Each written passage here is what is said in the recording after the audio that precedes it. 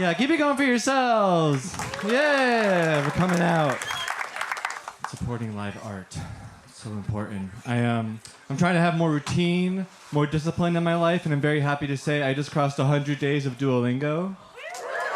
Yes, thank you. I'm doing English. It's been great for my self-esteem. I tried doing the Mandarin level, but it was like in Chinese or something. So it's a fun little icebreaker I like to do.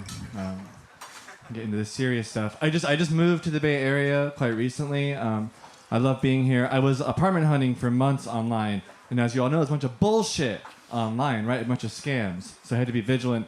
I almost got a place, and then I saw it said, "Be aware, this is a European-style apartment." I was like, "What does that mean? It has a foreskin?" Because then no. Where's my uncut community? Uncircumcised men, make some noise. Yeah, own it. Many of you are lying. I see 6 right now.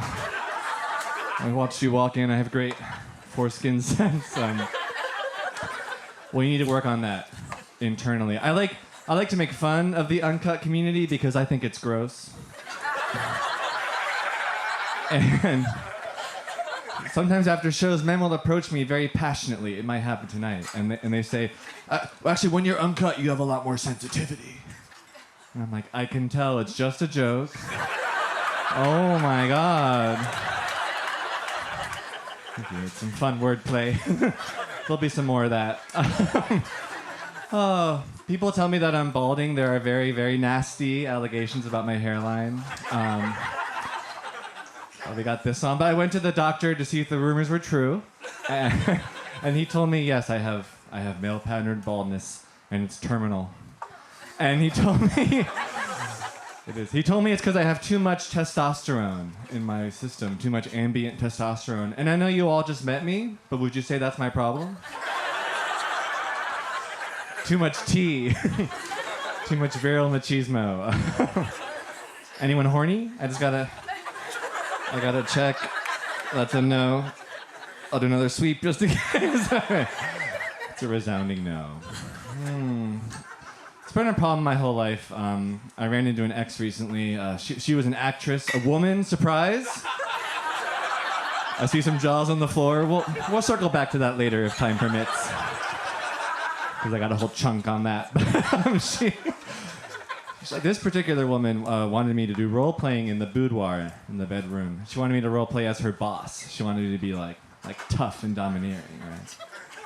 You all just saw me do this, right? That's a reflex. I can't control that, okay? So it was a miscasting, okay? I was not the right guy for the role. She wanted to be like bossed around by Don Draper, not scolded by a gay barista, you know? You've been a bad girl. The bathrooms are for customers only, so at least get a chai. You can always get a chai. My tip for you. What the hell am I saying?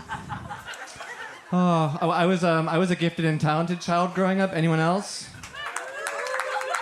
Yeah, it's always the worst people. It's always the worst ones.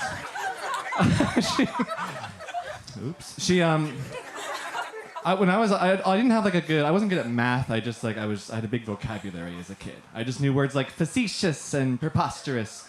And adults would reward it way too much. They'd hear me talk and they'd say, "Oh, what a big vocabulary. When you grow up, you're going to be so successful. You're going to make so much money."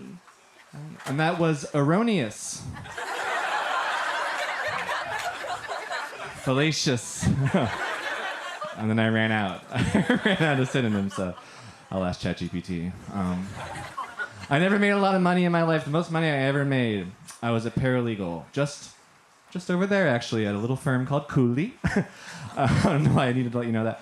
But I was there for 3 months, and I just had to leave. I just did not like the work I was doing. And they didn't either. It was a mutual decision. I want to say something. I have to get this off my chest, and I don't know how you're going to like it, but I'm going to be true to myself, okay? Okay, well, I used to work at a place called the Better Business Bureau. Anyone familiar? That's more or less their issue. Yeah, not a lot of retention. This is true. You can Google this after the show. I wouldn't lie to you. In 2010, the BBB gave an A+ rating to an organization called Hamas. Familiar with their work. Obviously, after the attacks on October 7th, obviously that changed to a B. Well, I did it, didn't I? I got it off my chest.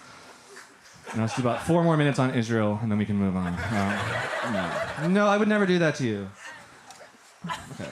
Maybe I'll say 2 last things. I don't want to get political. Americans, all of us, we believe way too much bullshit. Okay, way too much fake news, left and right. I saw an article yesterday in The Atlantic. 80% of Americans will believe anything if it's said with confidence by a white guy. Right? Which is fucked up, and I just made that up. So what the fuck? Okay. Yes, thank you. I'll take an undeserved applause break. All right, this is the last thing I'll say. I think they'll be rid of me. I'm in a jittery mood. I was at a flea market earlier today. I get really hyped at the flea market, but it paid off. It paid off because I got something very cool. I got a 90s Guinness Book of World Records. Y'all familiar with this? I was flipping through it. Not all the records are family friendly. Did you know that?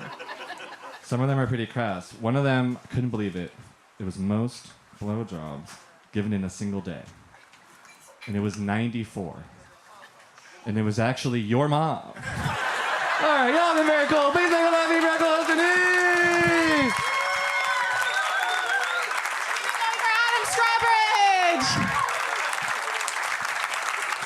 All right, we're going to keep the show moving.